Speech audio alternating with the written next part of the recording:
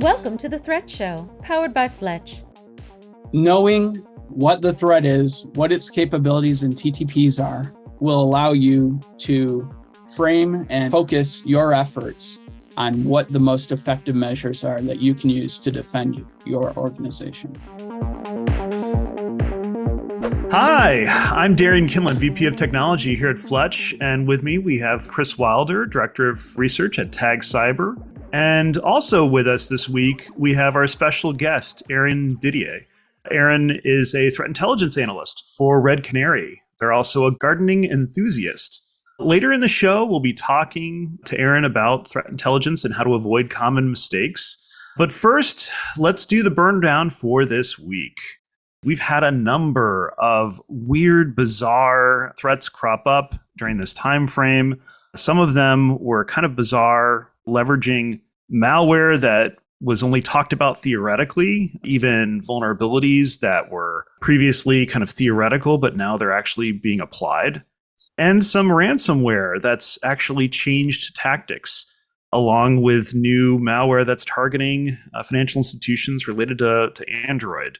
It's kind of a mix. I think we were expecting maybe a lull time period, Chris, but I'm not sure if we're going to get that benefit anytime soon. What are your thoughts there? We've seen such a massive increase in the number of spear phishing and phishing campaigns happening right now from bad actors that are taking, well, we'll talk about these in a few minutes, but taking typically ransomware and rat tools and then that were originally applied for the governments, and then they're turning them into going after consumers. So it's seen a huge rise in that. And I was with you with that, thinking, well, there may be a lull, but no, not a chance. Right. Did you have any bets on whether or not it was going to be a lull, Aaron, from your perspective? Oh, we definitely did have some bets on it being a lull or not. You know, the rain did come a little bit for certain threats, right? Like we saw QBot kind of trail off once the 7th of January arrived, right? Things kind of tempered there, but in the threats that you see here and threats in general, no, the rain did not come in terms of that, right? So it's still threat world. Fair enough. All right, well, let's go through the list. So first off, we actually have a interesting finding reported by NetLab 360, which is a Chinese-based threat intel group, where they've discovered malware that was actually traced back to a leak by the CIA HIVE attack kit that's now being applied and weaponized by other adversaries. So this is really kind of bizarre, but it's not the first time we've seen advanced tactics and techniques and advanced malware being repurposed for other uses. I think the Eternal Blue exploit was kind of the one that comes to mind the most. But yeah, this is a next kind of phase in threat evolution, right? I think the common theme that we're seeing here is that tactics and malware that was previously reserved and built by nation states is now being repurposed and used elsewhere. It's a frightening combination, but yeah, who knows what 2023 is going to hold in store. Yeah, this one's particularly nasty just because of the fact that it was designed to go after governments and NGOs and this is really a nation state tool that turned to what we talked about. These are being repurposed and going after consumers. But the interesting thing about this one that a lot of people don't know about HIVE is that it actually was originally used not so much as an attack kit, but it was used to establish covert communication systems on servers throughout the world. So it can be used for very, very nefarious things if you know how to use it and repurpose it the right way. It's kind of scary. Thankfully, it's very limited in terms of where they're seeing detections around this, but it's certainly a worrying trend, right? Mm-hmm. The constant battle between offense and defense is kind of at play here, and this is kind of the nexus or intersection of that. So moving on, the other vulnerability that we discovered or that was reported on recently was actually JSON token pollution. Essentially, there's a vulnerability related to JWT tokens or JSON web tokens, and it can actually cause remote code execution in servers that process this stuff. JWTs were used to essentially authenticate system-to-system activity across the modern web. At this point, what they've discovered recently is that essentially an adversary can send out a malformed JWT token, not only bypass authorizations, but in fact, trigger remote code execution on the server that's supposed to be processing this authorization. So thankfully, the vulnerability is discovered. There's now a fix available. But if you're building any sort of modern web services that use JWTs, you probably want to patch this ASAP. And just as a general best practice, always rotate your keys. Keep them rotated. Because if you don't want to get them poisoned, this is a, on the other side of that too is this is really an interesting setup for various man-in-the-middle attacks and brute force attacks. So it's this, patch, rotate your keys, go to sleep. Yeah, it's not easy to do. We totally understand, but absolutely critical for something like this. Yep. Yeah, so next on our list is related to a ransomware group that's actually pretty well known, the Clop ransomware group.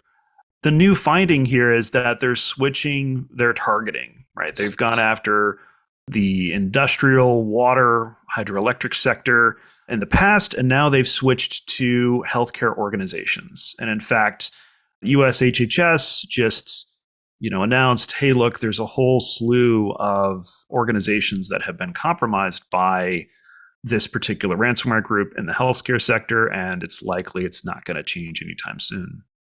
This is very much par for the course. It's very consistent with everything that we've been seeing in our enterprise clients. This is actually one that's popped up a few times with the enterprise side of our business.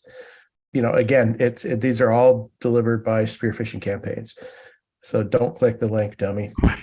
Exactly. Yeah, I'll just add to that. It's gosh darn scary seeing them targeting healthcare organizations specifically now. But there was an article just the other day from a Trend that talked about GoopKit making some of those same kind of changes, right? Where they're like, hey, by the way, we are very specifically targeting healthcare organizations now. And you can see that, or at least kind of ascertain that from the specific keywords that they're using to see what endpoints they're on. That's very hair-raising. I mean, we've seen things in the past where ransomware organizations have said, oh, you are a healthcare provider, are bad. Let's just give you the keys to it, right? Things like that. That goodwill is not being seen here. That's really gosh darn scary. So yeah, I think these organizations, right, they should start focusing on maybe some more security measures. And like Chris had said, don't click those links because that's where a lot of this stuff's coming in from. Maybe those mail gateways are something that you need to focus on. Yeah, but you made a really, really great point though, is that these bad actor groups are actually starting to go very, very industry specific, especially critical infrastructure. And things like, I can go back and forth about the whole FAA thing and what's going on in aviation, transportation, but I had a beer with the deputy director of the FAA last week, actually, at a wedding, and he was making these comments like, yeah, we're just waiting to get hit. We're waiting to get hit. And then I'm looking at the news yesterday, and I'm scratching my head saying, man, this feels weird. And so I think the very targetedness and what they're doing vis-a-vis healthcare, financial services, and the critical infrastructure side of the world, and then also the cross-domain piece when you're going after government, going after classified information. It's amazing how this is really, they're getting more targeted now, and they used to just be, throw it out there, see what hits, and have these botnets that are running around causing havoc. They're getting really, really, really good, especially with the spear phishing campaigns and putting the content where to get people to click the link. It'll be interesting to see what happens after the pandemic, subsides, right? If and when it does subside, will targeting against healthcare suddenly go down because there's less reliance on IT and critical infrastructure? Who knows? But yeah, the NOTAM outage that happened yesterday with FAA, that's definitely worrying. But from what we've seen, at least the reports were, it was basically some sort of database corruption, and you had a master database and it just propagated the corruption down all these other systems. Oh. Still, it's pretty scary. I agree with you. That's what they said. Yeah, I know. Yeah, that's the working theory, right? Okay, so moving on, the last one that we cover is specifically a new type of malware targeting. It's an interesting intersection. It's targeting Android devices going after financial institutions called SpyNote or SpyMax, basically. If you have any employees or people that are using Android devices, this is probably one to keep in mind for, or if you're a financial institution and you have a lot of Android customers, chances are they're going to be hit by this pretty quickly. This is one where you just want to make sure that, if you're going to do any sort of online banking, you need to make sure that your device is fully patched and up to date. Don't have a lot more on this one. This is you're absolutely right though. This one is pretty ubiquitous. Yeah, right. Just say MDM's always a good thing to have, right? So if you've got those devices that are running around and you're authenticating to different things with it, and they can see what you're authenticating with, that code, right? That 2FA is now no longer something that matters so much because the adversaries have that as well. So yeah, having things like MDM on your devices would most definitely help assuage concerns like this. Right now, I don't know what these specific threat actors were doing, right? There might be ways that they've found to bypass MDM, but threats like this, that's most definitely something that you can use to kind of curb this type of activity. Yeah, we were recommending to our enterprise clients, we spent a lot of time helping folks with ZTNA, Zero Trust Network Access, and really kind of taking that approach in how you architect and how you deploy. It just makes sense, and it does start at the device level, and consistently you don't trust it, and it's automatically an adversary, and you have to prove that you're not an adversary, which is the right way to go. I think it's interesting that Apple wrote this one. I'm teasing they didn't, but but I think you're absolutely right, and the whole MDM side of it, it's just really good. You just having better cyber hygiene is the only way to go, and you use browser isolation, or you can do things like that, but it's still it's not gonna protect you completely. But I think a new architecture is something that most organizations and large enterprises need to consider, especially when they're dealing with third parties and partners and partner networks, and connecting their systems, the APIs. Yeah, I much agree with the third party bit there, right? Like now that we've got everybody's keys in the mix, I would be very concerned. Yeah. We could do a whole show on that, I think. Absolutely. Yeah, definitely. Absolutely. That's our burn down for this week's threats. If you want to dive deeper into this week's trending threats, be sure to check out the interactive Fletch newsletter and Trending Threats app to see all the stories we talked about and more. Now, on to our special guest interview. So for our next segment, let's have a direct conversation with Aaron. A little bit of background around Aaron. He's a threat intelligence analyst at Red Canary.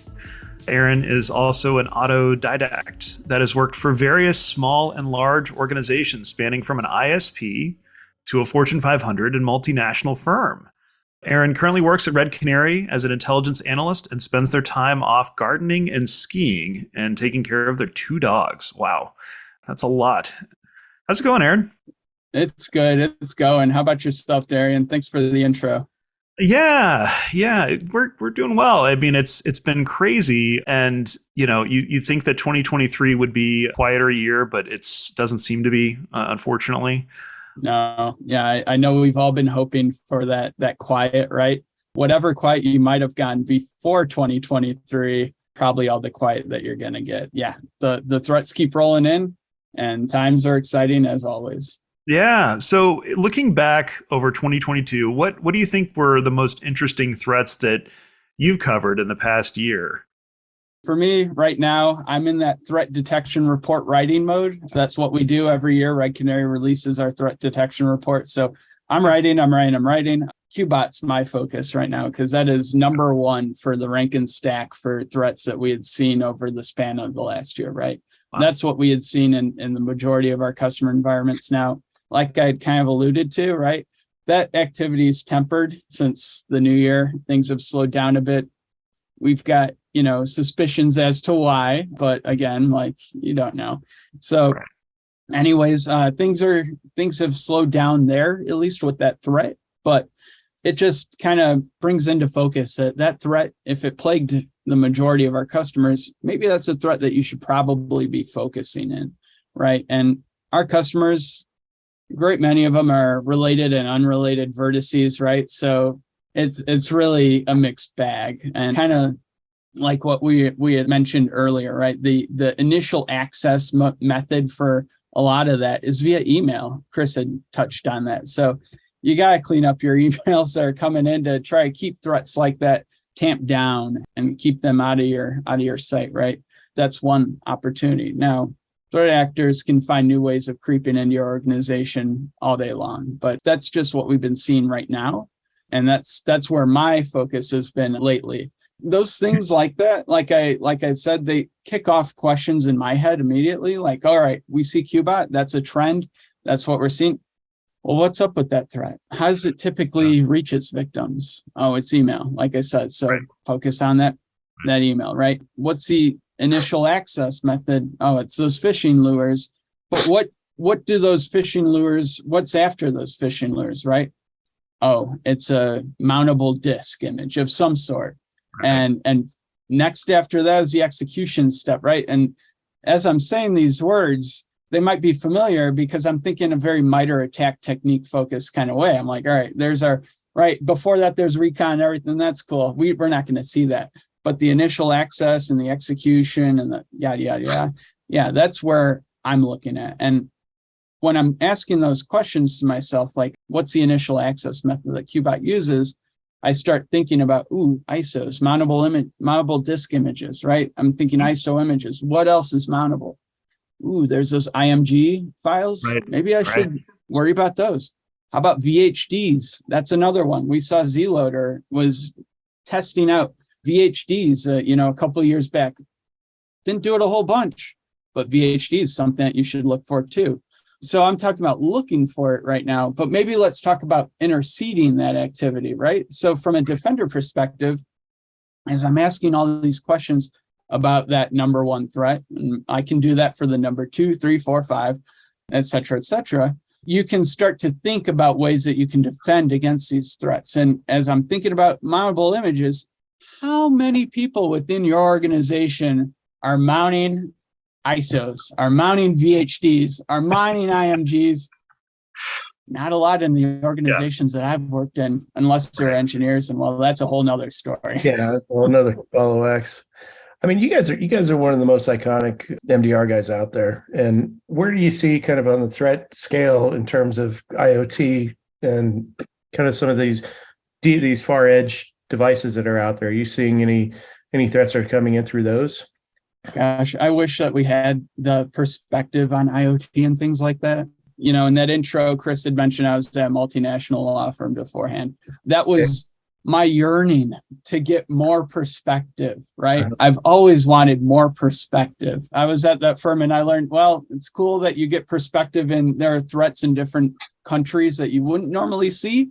Yeah. And you're getting to see that, but I wasn't getting, the full perspective that I wanted, right? I didn't get like all the network stack, all the EDR, right? I didn't have everything that I wanted. So like even here at Red Canary, right? We don't have a product that sits on the IoT side of things.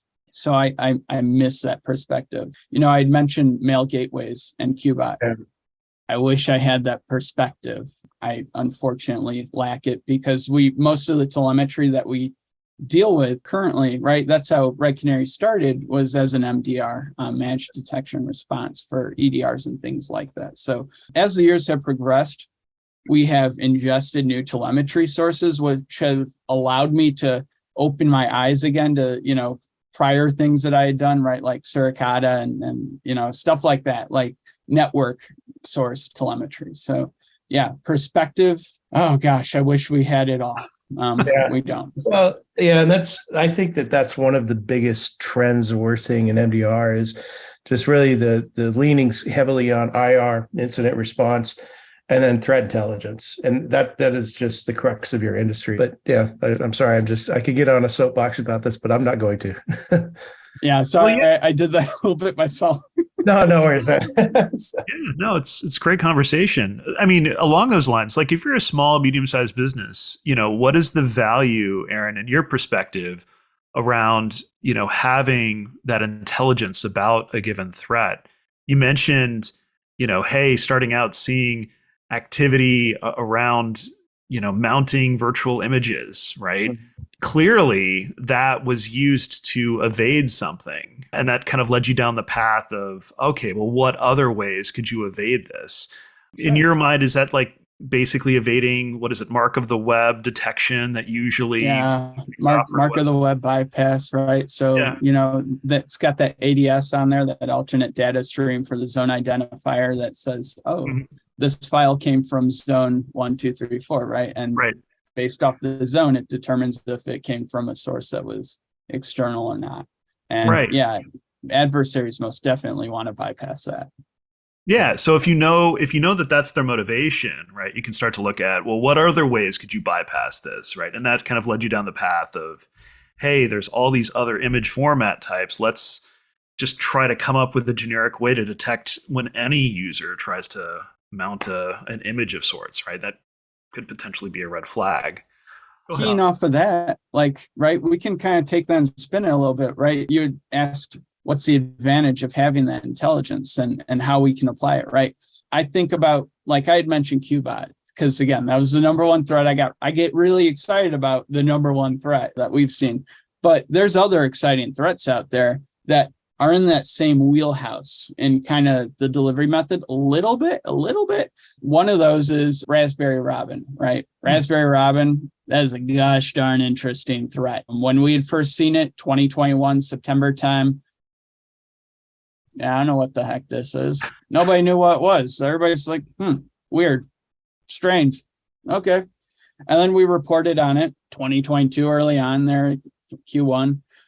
And we're like, not really sure what it is. Looks really benign. We've got a lot more telemetry since that September and thing that we had seen, and still not really sure what this is. It's really odd and it's pervasive. It's gotten a lot bigger. Don't know what that is. And then July time came out, right? And I want to say it was July, Microsoft came out and they're like, hey, surprise, it's delivering SOC Golish. And we're like, it's delivering SOC Golish. That's big. But here's the thing with Raspberry Robin, it's an auto run worm, right? And part of those mountable ISO images is they can kick things off automatically, right? So maybe that auto run is something that you want to kind of focus on too, right? Those are two threats and they've got just a little bit of overlap where there's that auto run kind of functionality. So maybe that's something that you can target and look at. But that's just kind of like where my head goes. And it's like knowing what the threat is, what its capabilities and TTPs are, will allow you to frame and focus your efforts on what the most effective measures are that you can use to defend your organization. Yeah, it's tough because of that asymmetry, right? So if you can focus around, what are mitigations that are more long-lived or long-lasting, that cover a wider range of tactics, then you'll have better chances of those defenses lasting for a much longer period of time. So in your perspective, Aaron, like if you're hit by a threat as a small, medium-sized business and you don't have security experts on staff, what are some of the things that you think would help people like that get additional guidance? That's always a hard one, right? If you're hit with the threat, you don't have people that know a lot about that threat. It's kind of like, do I run around like my hair's on fire? Or can we sit down and just casually think about this, right? And that's hard because a lot of people, if they don't know what it is, that knee-jerk reaction sets you off in that I'm going to run around like my hair's on fire mode. You don't want to do that, right? We're going to spend a lot of time scrambling and trying to... The whole idea is to not do that, right? Is to not scramble. So in my opinion, what you can do if you don't have intelligence about a threat is first, refer to your playbooks, right? You've got playbooks, I hope. If you don't have playbooks, this is your sign. Write some playbooks. It's good to have playbooks. It'll keep you from doing all those weird things like running around like your hair is on fire. You need playbooks. So that's my first recommendation is have some playbooks, lean on those. If you don't have them, right, start building them, start exercising them, right? It's just like exercise, just like everything else in life. It's a repeatable motion. You don't necessarily need to be getting shot at by people to take the measures that you need to be doing, right? The dipping, the ducking, the diving, the dodging, whatever. If you can dodge a wrench, you can dodge a ball. Well, if you can do it in practice, then you can probably do it in real life. So just keep practicing those playbooks and work on that first is my opinion there. So if you don't have the intelligence about the threat, focus on what your playbooks say. Next, knowing what threats are most pressing to your organization is something that just knowing that context and understanding what those threats look like, that's going to help you a whole heck of a lot. So maybe a TTP's changed, right? But there's a single TTP that you knew all about and you latched onto that and you're like, oh, well, this looked like a different threat and I didn't think I knew what this was. So it turns out I know a little bit more about this than I thought. And abstracted from all that, you don't even need to know the threat name, right? You don't need to know what threat it is. Maybe you just need to know what those TTPs are and what the heck is going on. If there's an auto run, registry key being made, or rather a run registry key, sorry, auto runs, Sure. Everything's getting mixed up there. But if you got that run registry key, well, that's probably persistence, right? And that might shape how you respond to things. Now, when I see persistence, I don't know that necessarily ups or lowers the ante for anything necessarily, but if we're talking MITRE ATT&CK specific lateral movement, that's one that would maybe raise the bar for me and make me think, ooh, maybe my hair is on fire a little bit. Maybe it is time to get a little bit excited, right? That's kind of how I think about that in terms of like, if I do or don't know about this threat, let's abstract ourselves from knowing what the threat is and rather just focusing on those TTPs. So yeah, let's stop the bleeding, right? That's always the first measure. Once the bleeding's under control, we can pause, step back, assess the true gravity of the situation, and do the things that we need to do to address that threat, right? I think that's excellent advice. You definitely want to stop the bleeding before you need a tourniquet, which I think a lot of organizations tend to, they get to that point where, oh, crud, this is, we're really in a bad spot.